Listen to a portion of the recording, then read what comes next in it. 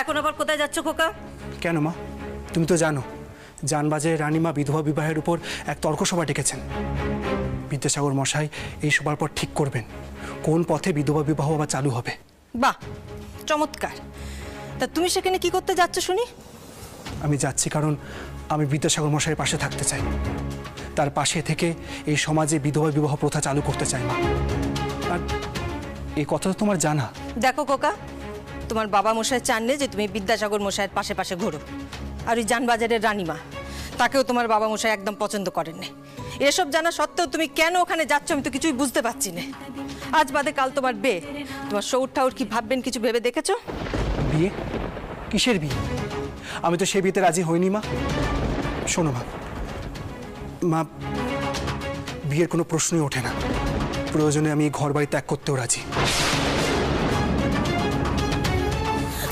ছাড়ো মা, আমায় ছাড়ো মা, আমাকে যেতে দাও মা। খোকা, এ তোমার কেমন ব্যবহার? এমন শিক্ষা দীক্ষা তুমি কোথা থেকে পাচ্ছ? ওই বিদ্যাসাগর মশাই বুঝি এসবই শেখাচ্ছেন তোমায়? আমার দিকে তাকাও, আমার দিকে তাকাও, একটা কথা বলো। বাপ মায়ের বিরুদ্ধে যাওয়াই বুঝি পেটার ধর্ম? বলো। মা, মা আমার দেরি হয়ে যাচ্ছে, তোমার পায়ে পড়ছি মা, আমাকে যেতে দাও মা। না খোকা, যেও না। খোকা যেও না। খোকা, আমার কথা শোনো খোকা। খোকা, খোকা।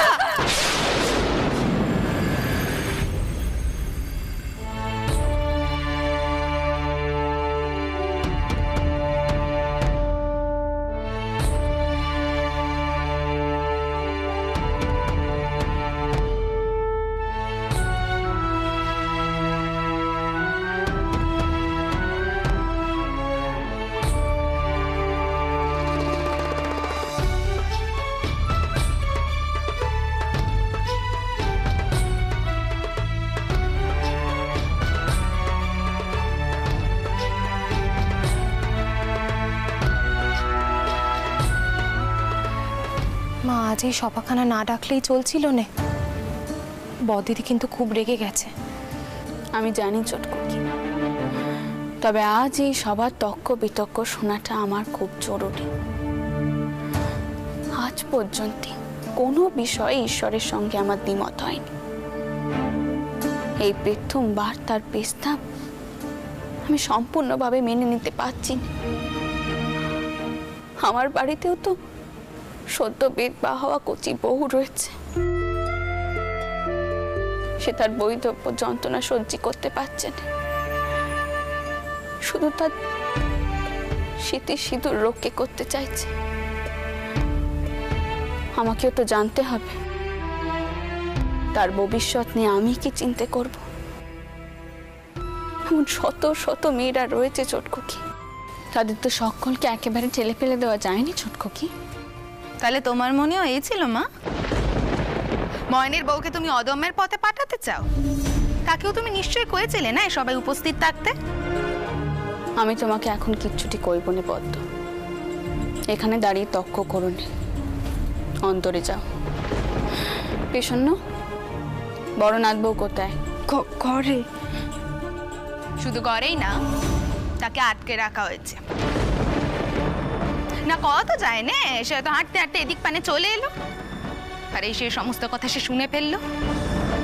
সত্যি তোমাকে বলি আরই যাই মা, এরকম একটা নোংরা বিষয়ে তুমি একখানা সভা বসিয়ে দিলে। না না, এ বাড়িতে আমি আর থাকতে পারবো না।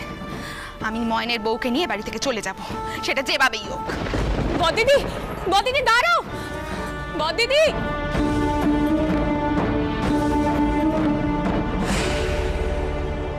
দিদমা, দিদিকে কি আমি নিজের কাছে রেখে দেব? আমি তো কয়েছি তোমার শাওরিমাকে বড় নাথ বউকে সে যেন নিজের কাছে রাখে।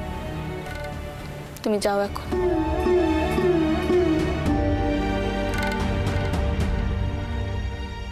মথুরামোহন,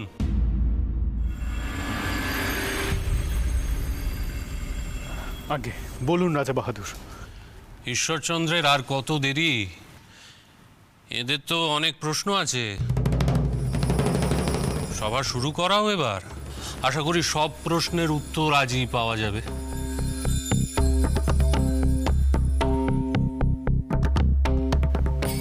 আগে বিদ্যাসাগর মশাই অনেকক্ষণই এসে পড়েছেন। আর এক্ষুনি উনি উপস্থিত হবেন সভায়। দেখতে তো পাচ্ছি না ওই ঈশ্বরের দল বল ছেলে পিলে কোথায়, সব তারা কোথায়? নাকি এখানে আসার ভয় একেবারে নেজ গুটিয়ে পালিয়ে গেছে?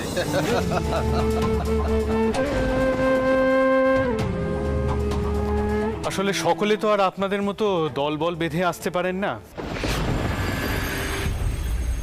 বিদ্যাসাগর মশাই কাউকে নিয়ে আসতে চাননি। আসবে কোত্থেকে? বলি ওই তুলো পণ্ডিতের দলে আছেটা কি? বাবু, আগে আপনার ব্যাটা শুনলাম আজকাল ঈশ্বরের চেলাগিরি করছে, তাই নাকি? হ্যাঁ, আগে ওই ছেলে ছোকরাদের মাথা চিবিয়ে খাওয়া বিদ্যাসাগর মশাইয়ের একটা মহৎ কাজ। তবে আমি আমার পুত্রকে কড়াভাবে শাসন করেছি, সে কখনো সমস্ত নোংরা কাজে নিজেকে জড়াবে না। তাই ভালো। মতুর, আগে এখানে মান্যগণ্য ব্যক্তিরা এসেছেন বিশেষ একখানা কারণে, কারোর কুচ্চ গাইতে নয়।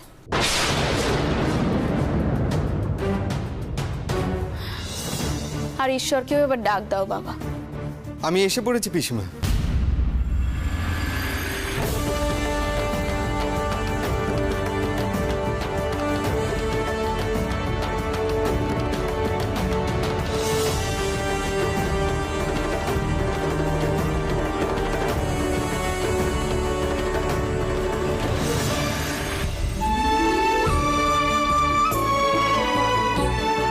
আসুন বিদ্যাসাগর মশাই, আসুন, বসুন বসুন।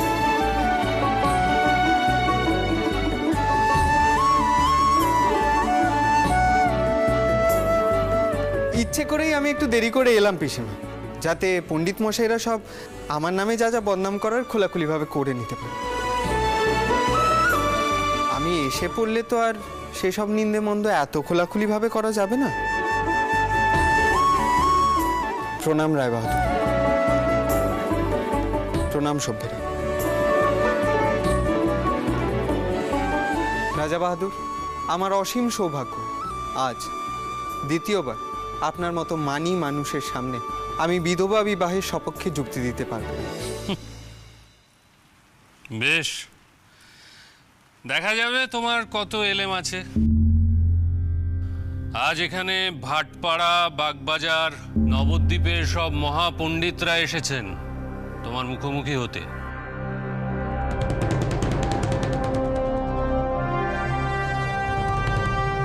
তোমার বিধবা বিবাহের সপক্ষে সমস্ত যুক্তি খণ্ডন করে ওরা বইও রচনা করেছেন।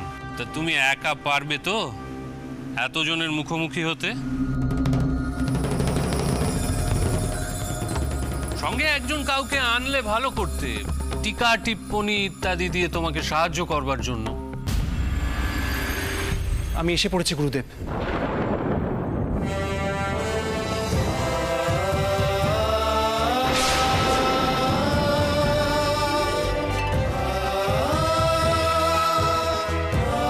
কি মেঘনাদ, তুমি এখানে কেন এসেছো মেঘনাদ?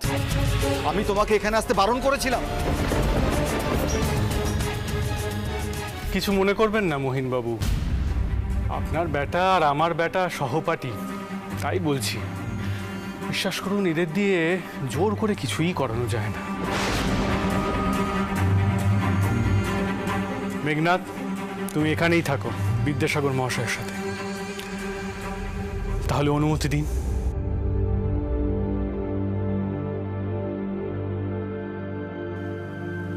দেখুন, আমি কোনো তর্ক বিতর্ক করতে এখানে আসিনি। আমি এসেছি মানুষ হিসেবে কিছু অসহায় কচি মেয়েদের দুঃখ দূর করার জন্য। স্বামী কি তা জানার আগেই যারা বিধবা হয়ে গেছে, না খেয়ে না দে জীবনভর ব্রত পার্বণ উপবাস করে যাচ্ছে, একাদশীর দিন নিরম্ভ উপবাস, তাতে তাদের যতই খিদে পাক না কেন, তাদের একটাই অপরাধ, তারা বিধবা।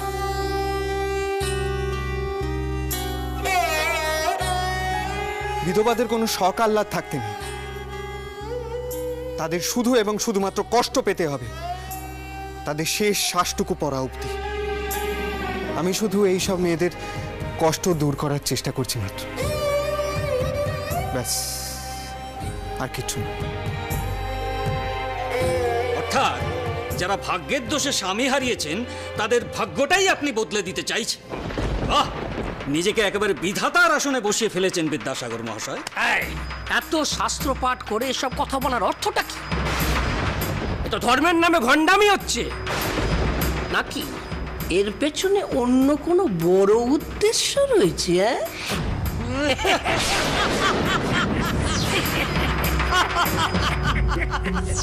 মথুর,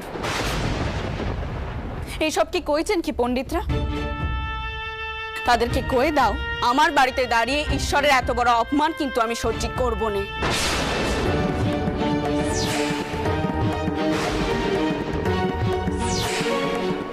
মা মা আপনি আগে শান্ত হন। মা শান্ত হন। আপনি মনে রাখবেন মা, এই বিতর্ক সভা কিন্তু আপনি ডেকেছেন। আপনি এখানে কারোর পক্ষ নিতে পারেন না। আপনি শান্ত হয়ে বসুন। মা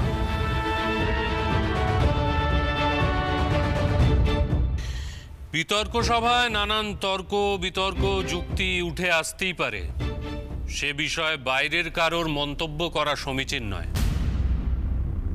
হ্যাঁ, এই কথাখানা আমি রানীমার উদ্দেশ্যেই বললাম।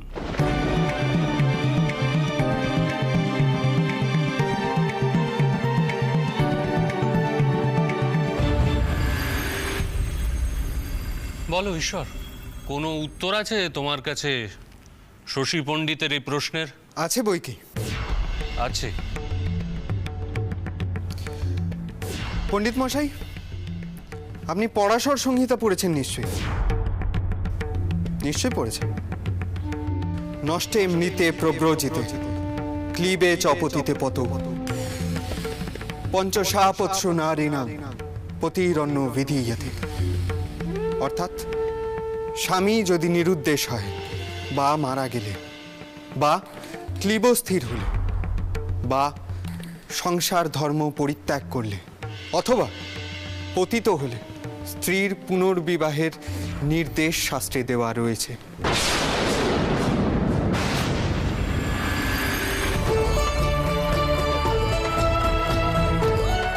অতএব বুঝতে পারছেন তো, বিধবা বিবাহ পুরোপুরিভাবে শাস্ত্র সমহত।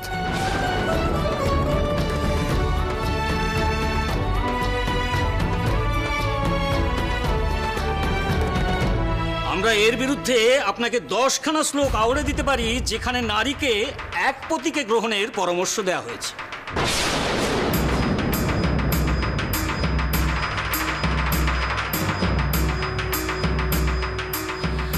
সাবিত্রী তার স্বামীকে নিয়ে কত পথ গিয়েছিলেন তা ভুলে গেলেন? আপনার শাস্ত্র ব্যাখ্যার মতো চললে তো সাবিত্রী সত্যবানকে ছেড়ে আরেকটি সংসার বসাতে হতো।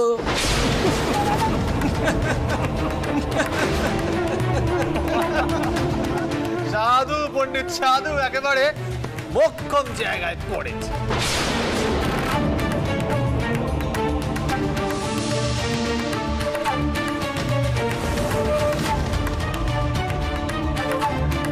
এটা বলেছেন পণ্ডিত মশাই। এখন তো মনে হচ্ছে যে মেয়েদের আর স্বামী সেবা করার কোনো দায়ভারই থাকলো। স্বামী মারা গেলেই তারা বেঁচে যায়। অনুমতি দিন গুরুদেব, এর উত্তর আমি দিই। না মেঘনাথ, এমন কুযুক্তির কোনো উত্তর হয় না। আমায় মাফ করবেন, আমি রাসমণি দাসী করেছি আপনাদের সকলের সম্মুখে হাত জোর করে। একখানা বিতর্ক সভাকে আপনারা অপমান সভা করে তুলবেন না।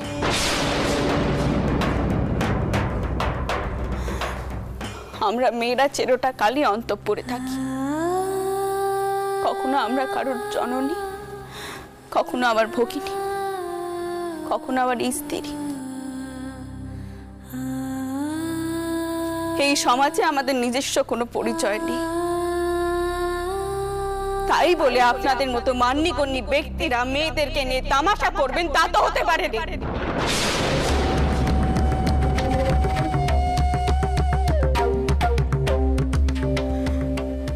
আমার স্বামীকে রাজা বাহাদুর খুব ভালো করে চিনতেন। তিনি মেয়েদেরকে নিয়ে অনেক লড়াই করেছিলেন। তেনার বাড়িতে দাঁড়িয়ে মেয়েদের এই অপমান আমি কিন্তু সহ্য করব না, কিছুতেই নয়।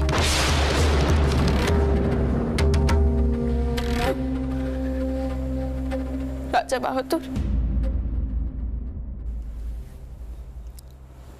আপনি তো মানি মানুষ, আপনি দয়া করে এর কোনো বিহিত করুন। আপনি মেয়েদের শিক্ষা নিয়ে এত লড়াই করেছেন, আপনি দয়া করে কিছু করুন, দয়া করে।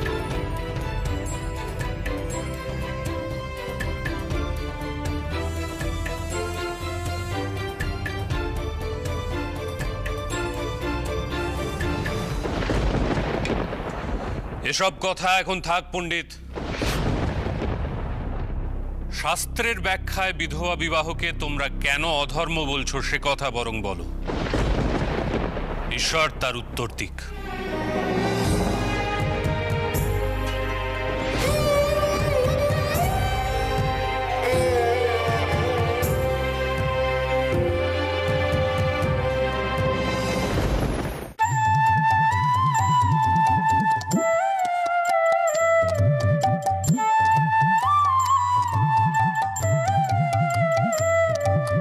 ডুব ডুব ডুব রূপ সাগরে আমার মন, ডুব ডুব ডুব রূপ সাগরে আমার মন।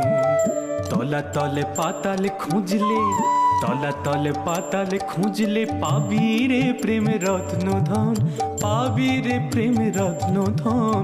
ডুব ডুব ডুব রূপ সাগরে আমার মন, ডুব ডুব ডুব রূপ সাগরে আমার মন। না না না, সবার ফল ভালো হতে পারে না, আপনি কইতে পারেন রেডি। ছোট মামা, শুনেছো শুনেছো কান্ডিখানা শুনেছো? কি হয়েছে রে, কি হয়েছে? রানীমার বাড়িতে বেদবাদের বেয়ে নেই, আজ মস্ত সভা বসেছে। ও এ কথা জানি তো রে, জানি তো আমি। রানীমা এই মন্দিরে থাকাকালীনই সেজবাবুরে তো সে কথা কয়েছিলেন। তা হ্যাঁ, তা নিয়ে তোরা এত উত্তেজিত কেন? কি কইছিস কি গদাই? বেদবাদের আবার কখনো বিয়ে হয় নাকি রে? এ সম্ভবপর কথা? হ্যাঁ, শাস্ত্র বচন কি সব নিচে হয়ে যাবে নাকি রে? ওই দেখো আবার শুরু করে দিলে। হ্যাঁ ও অলদারি দাদা গো, শাস্ত্রের সব বচন কি তুমি জানো নাকি? হ্যাঁ আচ্ছা কও দেখিনি, কত শাস্ত্র রয়েছে, কোথায় কি লেখা রয়েছে তা কি কারোর পক্ষে জানা সম্ভব? হ্যাঁ তার মানে তুমি সবকিছু জেনেও রানীমাকে বাধা দিলে না কথাই ঠাকুর? এমনিতেই তো এই মন্দিরের এত বদনাম। আর শিবানন্দ ঠাকুরটা তো বলেই থাকেন এই মন্দির নাকি শাস্ত্রসম্মতভাবে প্রতিষ্ঠা করা হয়নি। 10 জনে এখনো রানীমা নামে 10 কথা বলে যায়। এটা কিন্তু সত্যি কথা গদাই, বদন ঠাকুর কিন্তু ঠিক কথা কইছে। তুই কিন্তু বাধা দিতে পারতিস, তুই বাধা দিতে। তোর কথা রানীমা শোনে, রানীমা তোর কথা কিন্তু ফেলে দেয়নি। আমি সব কথা কই দিচ্ছি গদাই, এই সবার ফল মন্দিরে এসে পড়বে, তুই দেখিস। তোমাদের রকম সকম আমি বুঝি নে হলদারি দাদা। মায়ের নিবাস তা নিয়ে কেউ কিছু বললেও কি এসে যায় কও দেখি নিয়ে।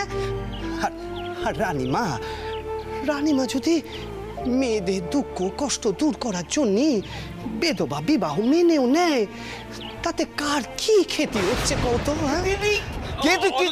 অলদারি মামা আমি কইছি, তুমি কি কথা কইছো? হ্যাঁ কেমন কথা কইছো ছোট মামা? তুমি জানো পথে ঘাটে বেদবাদের বেনে সকলে চড়া কাটছে। আর ওই যে যিনি স্বাস্থ্য বিরুদ্ধ কথা কয়েছেন ওই যা কি যেন নাম, হ্যাঁ বিদ্যাসাগর মশাই, ওনার নামেও চড়া কাটছে। রানীমা যে কেন এসবের মধ্যে ডুবতে গেলেন কে জানে। থাম দেখিনি তুই। বেশ করেছে রানীমা, বেশ করেছে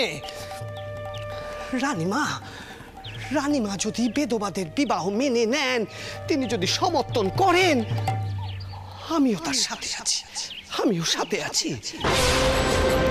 কচি কাঁচা মেয়েদের একাদশীর দিন জল পর্যন্ত খেতে দেয়নি কেউ।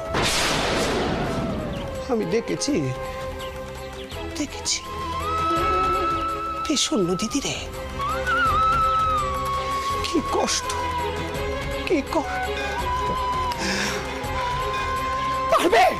পারবে তোমরা, পারবে? বলো দেখিনি পারবে? দিন রাত্রি জল না খেয়ে তোমরা থাকতে পারবে? পারবে না গো, পারবে না, পারবে না। আর জগতের সব জ্ঞান যদি তোমাদেরই থাকে, তাহলে মা ভবতারিণী আর কি করবে? তোমরা নিজেরাই তো নিজেদের পণ্ডিত করে তুলেছো গা, পণ্ডিত করে তুলেছো। ওই শুকনো কেটো পেন্ডিতি আমার দেখাতে শোনে গো, দেখাতে শোনে। মা,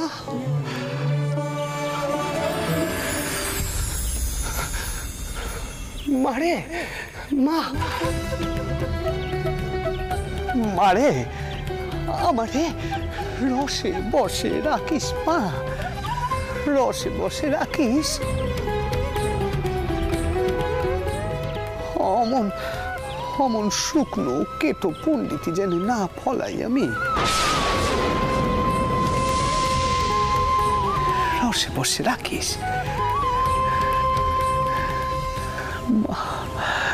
জয় মা, জয় মা, জয় মা, জয় মা।